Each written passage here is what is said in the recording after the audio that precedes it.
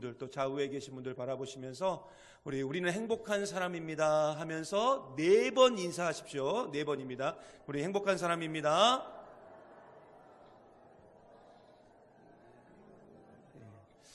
제가 왜 4번 인사하라 그러는지는 수요일날 오신 분들은 아시죠? 제가 이걸 하라 그러니까 그냥 고개를 잡아 돌려서 한 번으로 끝내버리셔가지고 제가 수요일날 꼭 4번씩 인사하시라고. 왜 그냥 앞뒤 좌우니까요. 앞뒤 좌우니까요. 오늘도 우리 한소망교회를 찾아주신 여러분을 진심으로 환영하고 축복합니다. 혹시 새가족으로 등록하실 분들은 3층 로비에 새가족 안내 데스크가 있으니까요. 새가족 안내 데스크를 이용해 주시면 새가족 등록이 가능합니다. 오늘은 이제 고린도에서 하나님의 나라로 이제 7번째 시간이 되었습니다. 오늘 우리가 함께 본 말씀, 우리 신앙생활을 오랫동안 하신 분들은 여러 번 설교를 통해서 이미 많이 들었던 그런 경험이 있는 그런 귀한 말씀이죠. 그리고 고린도전서에서 굉장히 유명한 그 말씀 중에 한 구절입니다. 그런데 오늘 말씀을 우리가 정확하게 이해하기 위해서는 고린도 교회가 어떤 교회였는지를 우리가 알고 갈 필요성이 있어요. 우리가 지금 매주마다 듣고 있고 또 듣고 있지만은 여러분, 고린도 교회는 굉장히 문제가 많은 교회였습니다. 그중 가장 큰 문제, 그리고 가장 심각한 문제는 뭐였다고 말씀드렸어요? 분쟁, 싸우는 일이었습니다. 교회 안에서 크고 작은 싸움들이 계속 일어났는데 이 모든 싸움의 원인은 뭐였냐면은 바로 사람을 중심으로 바울파, 아볼로파, 베드로파, 그리고 그리스도파가 생겨났다는 것입니다. 하나님이 주인되고 예수님이 머리가 되어야 할 교회가 하나님과 예수님은 다 내버려두고 사람이 중심이 되고 사람이 주인이 되니까 결국 서로 싸우고 공격하고 서로 헐뜯고 서로 찌르는 그런 상황까지 이어지게 된 것입니다. 여러분, 제가 지금 계속 말씀드리고 또 말씀드리지만 고린도 교회 교인들은 교회가 무엇인지를 잘 이해하지 못하고 있었어요. 고린도 교회 교인들은요, 교회가 세워지고 성장하고 그리고 부흥하는 모든 과정이 오직 사람의 노력 그리고 사람의 능력으로 이루어지고 만들어진다고 착각하고 있었습니다. 그래서 그들은 당시 최고의 학문이었던 수사학과 그리스 철학을 기준으로 교회의 모든 것을 운영하려고 했어요. 그리고 관리하려고 했다고요. 그런데 이 수사학과 이 그리스 철학의 중심에는 뭐가 있느냐? 바로 사람이 중심이 되고 있었다는 거예요. 그래서 수사학과 그리스 철학으로 나아간 고린도 교회는 하나님이 중심이 아니고 예수님이 중심이 아니고 사람이 중심이었기 때문에 결국 분쟁이 일어났고 싸움이 일어났고 다툼이 일어난 교회가 될 수밖에 없었다는 것입니다. 그래서 사도 바울은 교회다운 교회, 그리고 하나님께서 기뻐하시는 교회를 이루기 위하여 오늘 말씀을 지금 사용하고 있는 거예요. 여러분, 교회의 주인은 하나님이고 교회의 머리는 예수 그리스도인 줄 믿습니다. 그리고 우리는 예수 그리스도의 몸된 교회죠. 그래서 사도 바울은 이 교회를 이루고 있는 우리를 뭘로 설명하고 있냐면 몸의 지체로, 그리스도의 몸의 지체로 우리를 설명하고 있어요. 예를 들어서 어떤 사람은 팔의 역할을 감당하고 어떤 사람은 발의 역할을 감당하고 있다는 것입니다.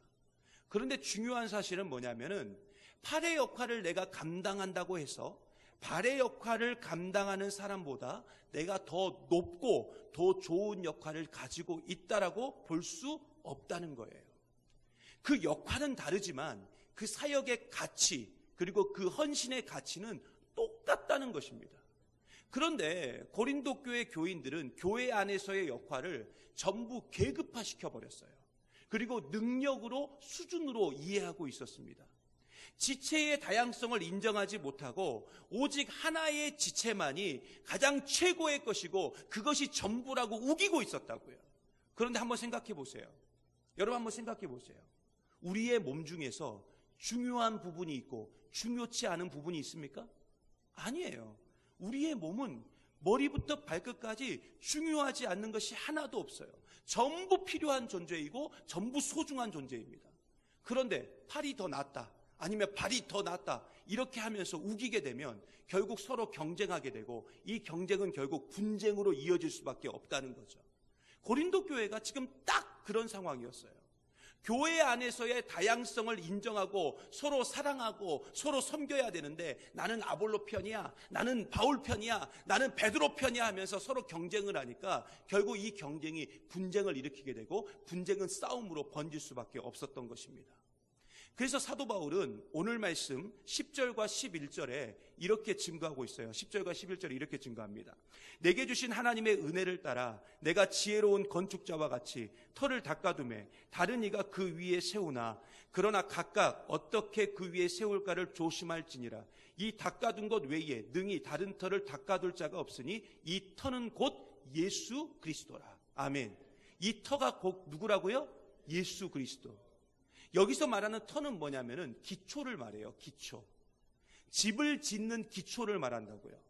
즉 교회의 기초는 사람이 아니라 누구냐? 바로 예수 그리스도라는 거예요. 그리고 그 예수 그리스도라는 그 기초 위에 집을 지을 때 그 집을 제대로 지을 수 있다는 것입니다. 제가 처음에도 말씀드렸지만 고린도 교회 교인들은 교회에 대한 기초를 너무 잘못 알고 있었어요. 교회는 사람의 능력이나 사람의 지혜로 되고 안 되는 곳이 아니라 예수 그리스도가 기초인 줄 믿습니다. 그래서 교회는요, 사람의 상태나 사람의 수준이 중요하지 않아요. 더 쉽게 말하면 교회는 온전하고 완전한 사람이 오는 곳이 아니라고요. 그래서 예수님은 마태복음 9장 12절과 13절에 이렇게 말씀하셨어요. 마태복음 9장 12절 13절 좀 띄워주세요. 마태복음 9장, 우리 마태복음 9장입니다. 마태복음 9장 12절과 13절에 보면 이렇게 증거하고 있어요. 제가 읽어드릴게요. 예수께서 들으시고 이르시되 건강한 자에게는 의사가 쓸데없고 병든 자에게야 쓸데있느니라. 너희는 가서 내가 긍휼을 원하고 제사를 원하지 아니하노라 하신 뜻이 무엇인지를 배우라. 나는 의인을 부르러 온 것이 아니요 죄인을 부르러 왔노라 하시니라. 예수님이 누구를 부르러 왔어요? 죄인. 예수님에게 필요한 사람은 건강한 자가 아니에요. 병든 자라고요. 우리는요, 자꾸만 자기 자신은 돌아보지 않고 교회는 완벽하고 잘나고 떳떳한 사람만 오는 곳이라고 생각합니다. 그런데 여러분 한번 생각해 보세요. 우리는 지금 어떻게 이 자리 가운데 오게 되었습니까? 교회의 기초가 사람이라면 우리는 이 자리 가운데 절대로 있을 수가 없어요. 여러분, 우리가 분명히 기억해야 될 사실이 있는데, 그게 뭐냐면은 예수님의 공로로 택함받고 은혜를 입은 자들이 모여서 죄인임을 고백하고 하나님의 성품을 닮아가고 훈련하는 공동체가 뭐냐? 그게 바로 교회라는 것입니다. 그래서 여러분, 교회는 사람이 아니라 예수님이 기초가 돼야 되는 거예요. 그래서 사도 바울은 오늘 말씀에 지혜로운 건축자와 같이 예수님을 기초로 고린도 교회를 세웠는데, 제발 그 위에다가 말도 안 되는 재료를 가지고 집을 짓지 말라라고 지금 이야기하고 있는 것입니다. 여러분, 오늘 말씀 12절과 13절에 보면 이렇게 증거하고 있습니다. 만일 누구든지 금이나 은이나 보석이나 나무나 풀이나 짚으로 이 터 위에 세우면 각 사람의 공적이 나타날 터인데, 그날이 공적을 밝히리니 이는 불로 나타내고 그 불이 각 사람의 공적이 어떠한 것을 시험할 것임이라. 아멘. 여러분, 오늘 말씀에 보면은 6가지의 재료가 나오죠? 그러죠? 6가지의 재료가 나와요. 뭐가 나옵니까? 금, 은, 보석, 나무, 풀, 짚이 나옵니다. 이 재료들을요, 크게 2가지로 나눌 수가 있어요. 크게 2가지로 나눌 수가 있는데, 첫 번째는 뭐냐면 영원히 남을 것, 그리고 두 번째는 뭐냐면 영원히 사라질 것, 그러니까 남지 않을 것. 여러분, 금, 은, 보석은 불이 나도 영원히 남아요. 그러나 나무, 풀, 짚은 어떻게 됩니까? 불이 나면 영원히 사라질 재료입니다. 결국 우리가 신앙생활을 하면서 영원히 남는 것도 있지만 일시적이고 사라질 것도 분명히 있다는 거예요. 그렇다면 그것을 구분할 수 있는 방법이 뭐냐? 바로 그 일이 예수님께 이어져 있는가, 아니면은 사람에게 이어져 있는가를 보면은 바로 알 수 있다는 거죠. 여러분, 이스라엘 사람들은요, 집을 지을 때 모퉁이 돌을 사용했습니다. 뭘 사용했다고요? 모퉁이돌. 근데 이 모퉁이돌을 집을 지을 때 사용했는데 이 모퉁이돌을 딱 놓고 그 모퉁이돌을 기준으로 해서 그 양벽을 직각으로 해서 집을 짓는데 집의 모양이 결국에는 어떻게 돼야 되냐면 그 모퉁이돌을 시작으로 해서 반드시 집의 모양이 그 모퉁이돌로 끝나야 돼요. 그러므로 이 모퉁이돌에 연결되어 있지 않는다면 그것은 뭐냐면 다른 집이 되는 거예요. 전혀 다른 집이 되는 거죠. 교회도 마찬가지입니다. 교회라는 집을 짓는데, 그러니까 이 건축물 얘기하는 거예요. 예배당을 이야기하는 게 아니에요. 지금 우리라는 교회라는 집을 짓는데 모퉁이돌을 기준으로 해서 모든 것이 시작되고 모든 것이 끝나야 돼요. 교회는. 여러분, 예수님이 이 땅에 살아계실 때, 이 땅에 계실 때 그 직업이 뭐였죠? 그죠? 목수였어요. 다른 말로 하면 건축가였습니다. 예수님은 건축가였어요. 그래서 예수님이 성경에 보면은 종종 그 건축 용어를 사용하실 때가 굉장히 많아요. 마태복음 21장 42절에 보면은 이렇게 증거하고 있습니다. 우리 같이 한번 볼까요? 시작. 예수께서 이르시되 너희가 성경의 건축자들이 버린 돌이 모퉁이의 머릿돌이 되었나니 이것은 주로 말미암아 된 것이요 우리 눈에 기이하도다 함을 읽어본 일이 없느냐. 아멘. 자, 보세요. 예수님이 자기 자신을 소개하면서 뭐라고 말했냐면 나는 모퉁이의 머릿돌이다 이렇게 소개했어요. 이게 무슨 말이냐면 자신이 지금 모퉁이돌이라는 거예요. 모퉁이돌. 비록 버림받은 돌이었지만 하나님께서 버림받은 예수님을 지금 뭘로 삼으셨다는 거예요? 모퉁이돌로 세우실 것이다 이렇게 말씀하셨어요. 결국 교회도 마찬가지입니다. 예수님은 교회의 기준, 즉 모퉁이돌인 줄 믿습니다. 그러므로 교회를 이루고 있는 우리는 무슨 일이 있어도 그 모퉁이돌 대신 예수님과 연결되어 있어야 돼요. 만약에 연결되어 있지 않으면 우리는 뭐가 되는 거냐? 다른 집이 되는 거예요. 전혀 다른 집이 되는 거예요. 그래서 여러분 잘 들으셔요. 금, 은, 보석은 예수님과 연결되어 있는 상태, 즉 영원한 상태를 말하는 것이고 나무, 풀, 집은 뭐냐면 예수님과 연결되어 있지 않는 상태, 즉 일시적이고 사라질 수밖에 없는 상태를 말하고 있어요. 결국 교회가 교회다워지기 위해서는 우리는 무슨 일이 있어도 어디에? 이 모퉁이돌 대신 예수님과 연결되어 있어야 될 줄 믿습니다. 그리고 그 연결은 어떻게 되느냐? 우리 성도 한 사람 한 사람이 성도와 성도로 이어진 그 관계로 연결되어 있다고요. 그런데 이렇게 아름답게 이어져야 되는 그 관계가 서로 분쟁하고 경쟁하고 공격하고 싸우게 되면 어떻게 될까요? 결국은 무너질 수밖에 없는 거예요. 그래서 교회는 무조건 모퉁이돌 대신 예수님과 연결되어 있어야 돼요.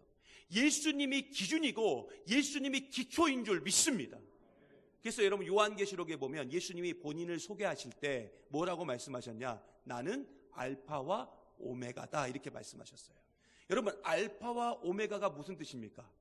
그렇죠? 처음과 나중, 시작과 끝이에요. 결국 교회는 예수 그리스도로 시작해서 결국은 예수 그리스도로 맞춰져야 돼요. 모퉁이돌 대신 예수님으로 시작한 교회는 성도와 성도가 서로 연결되어서 반드시 예수님으로 끝마쳐져야 된다고요. 그러기 위해서는 어떻게 해야 돼요? 반드시 우리 성도 한 명 한 명이 예수님께 모든 것을 연결하고 사람의 뜻이 아니라 예수님의 뜻대로 살아야 될 줄 믿습니다. 근데 이 연결은 그냥 이루어지는 게 아니에요. 철저한 훈련을 통해서.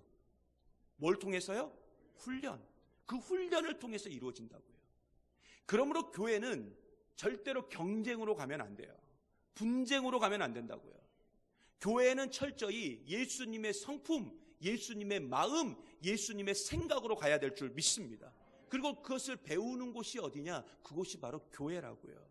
그래서 교회는 다른 말로 무슨 말이라고 부르냐면은 훈련소다. 훈련소다 이렇게 배워요. 여러분 우리나라에서 건장한 20대의 남성이라면 누구나 군대를 가야 됩니다. 지난주에도 우리 한 남자 청년이 군대를 갔는데 여러분 이 20대 건장한 남성이 군대를 딱 갔어요. 군대를 갔는데 군대에 가자마자 막 그 사람에게 바로 뭐 총도 주고, 물론 총 주긴 주지만 뭐 이 사람이 막 바로 막 그걸 가지고 막 전쟁에 나가서 뭐 싸울 수 있는 그런 능력이 된 군인이 될 수 있습니까? 안 돼요. 그런 능력을 갖추기 위해서는 결국 거쳐야 되는 과정이 있죠. 그게 뭐예요? 바로 훈련소예요. 훈련소에 들어가서 충분히 훈련을 받아야 한 나라를 지킬 수 있는 군인이 될 수 있죠. 그런데 군대를 다녀오신, 훈련소를 경험해 보신 우리 남성분들은 아시겠지만은 그 훈련소의 과정에, 그 훈련의 과정이 얼마나 힘들고 어렵습니까? 굉장히 힘들고 어려워요. 쉽지가 않아요. 저는 그 육군 12사단 출신이거든요. 12사단. 근데 이 12사단이 어디에 있냐면은 저기 강원도 인제 그 원통에 있습니다. 원통. 아시죠? 얼마나 원통한 곳인지. 예, 거기 가는 것 자체가 원통이에요. 그냥. 얼마나 거기 산도 많고. 그 인제에 가면은 뭐가 있냐면은 그 설악산이 있지 않습니까? 설악산. 그래서 높은 산이, 그 인제라는 지역 자체가 높은 산이 되게 많아요. 그래서 이 12사단, 제가 나온 12사단을 흠이 산악사단이다 이렇게 부르거든요. 근데 이 12사단 훈련소에 제가 이렇게 딱 들어가게 됐는데, 이 훈련소에 딱 들어갔는데, 가자마자 조교들이, 이 들어간 훈련병들한테, 저희들한테 자꾸 그 구호를 외치게 해요, 구호를. 근데 그 구호가 뭐냐면, 나중에 보니까 이게 사단 구호였어요, 사단 구호. 그 사단에 있는 사람들만 외치는 구호였다고요.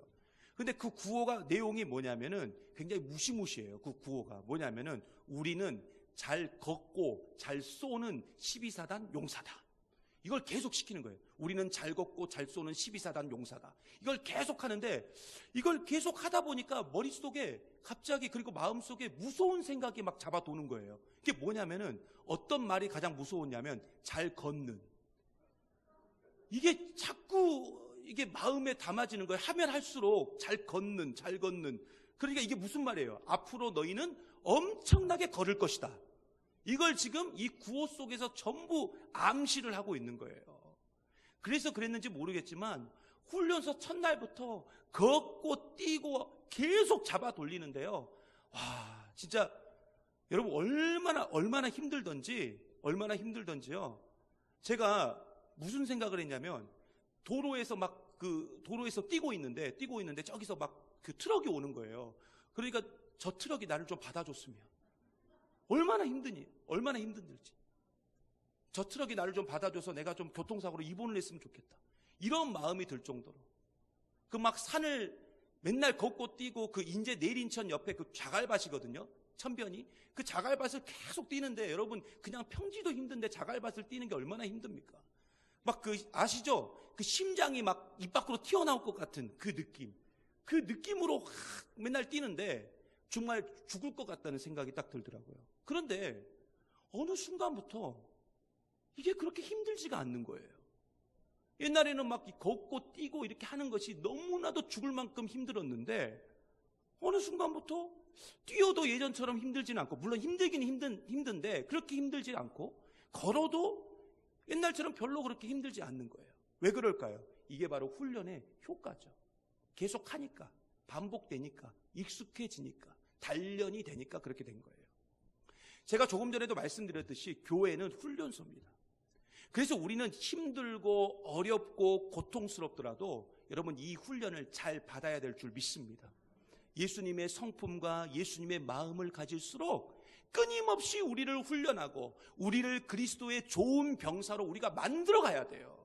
그리고 하나님이 우리를 그렇게 만들어 가신다고요. 그래서 우리는 지금 이 훈련소를 절대로 빠져나가면 안 돼요. 힘들고 어렵더라도 서로 견뎌주고 서로 참아주고 서로 받아주고 서로 용납하는 그 훈련의 장소가 바로 교회인 줄 믿습니다. 그리고 이렇게 함께 지어져 가는 곳이 바로 뭐냐? 그게 교회예요.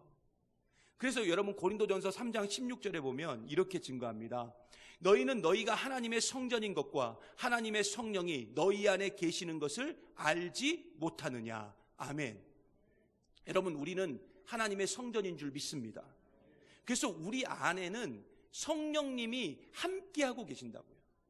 성령님이 함께하는 사람은 반드시 그 삶 속에서 뭐가 나타나느냐? 성령의 9가지 열매, 즉 사랑, 희락, 화평, 오래 참음, 자비, 양선, 충성, 온유, 절제가 반드시 드러나게 될 줄 믿습니다. 여러분, 성령의 9가지 열매는 뭐냐? 예수님의 성품이에요. 성령의 9가지 열매는 뭐냐? 예수님의 마음이라고요. 그리고 이 모든 것은 전부 사람을 향한, 하나님이 아니에요. 사람을 향한 성품이고 사람을 향한 마음이라고요. 여러분, 절대 오해하시면 안 돼요. 성령의 9가지 열매는 사람을 향한, 그러니까 대인용이에요. 그래서 하나님은 우리에게 정말 이해할 수도 없고 받아들일 수도 없는 원수 같은 사람을 우리에게 떡하니 맡길 때가 많이 있다고요. 예를 들어서 우리 구역에 내가 정말 싫어하고 내가 정말 미워하고 정말 가치 있는 것 자체가 너무 혐오스러운 사람이 우리 구역에 배정될 수 있어요. 그럴 때 많은 분들이 그럴 수 있죠. 목사님이 나를 싫어해서 이 사람을 보냈나? 이렇게 생각할 수 있어요. 근데 여러분, 그렇게 생각하시면 안 되죠. 우리는 예수 그리스도를 기초로 해서 함께 지어져 가고 함께 연결해서 하나님이 원하시는 아름다운 교회를 만들어 가야 되기 때문에 우리가 원수라도 받아줘야 돼요. 교회가 무엇인지를 정확히 알고 있는 사람은 이것을 인정하고 이것을 받아들일 수가 있어요.